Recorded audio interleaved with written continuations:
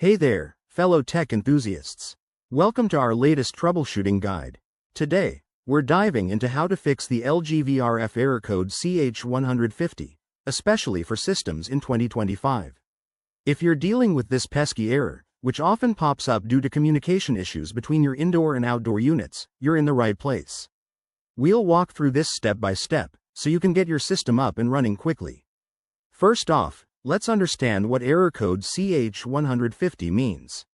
In LG VRF systems, this code typically signals a problem with the communication link, possibly from faulty wiring, power fluctuations, or even outdated firmware. Don't panic. Most of these issues are straightforward to resolve with a bit of patience. Step 1. Start by checking your power supply. Ensure that both the indoor and outdoor units are receiving stable power.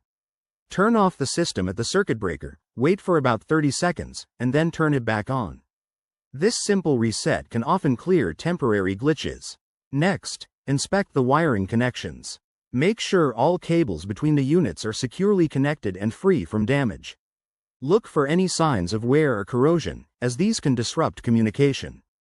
If you spot any issues, carefully reconnect or replace the affected wires. Now, if that doesn't do the trick, it's time to check for firmware updates. LG regularly releases updates to fix bugs like this. Visit the official LG website, download the latest firmware for your VRF model, and follow the instructions to update your system. Remember, always back up your settings before making changes. If you're still seeing the error, it might be worth running a diagnostic test using the LG service tool, if you have access to it. This can provide more detailed error logs. And if all else fails, don't hesitate to call in a professional technician. They can handle more complex issues safely. There you have it. By following these steps, you should be able to resolve LG VRF error code CH150 and get back to comfortable temperatures in no time. If this video helped, give it a thumbs up and subscribe for more tech tips.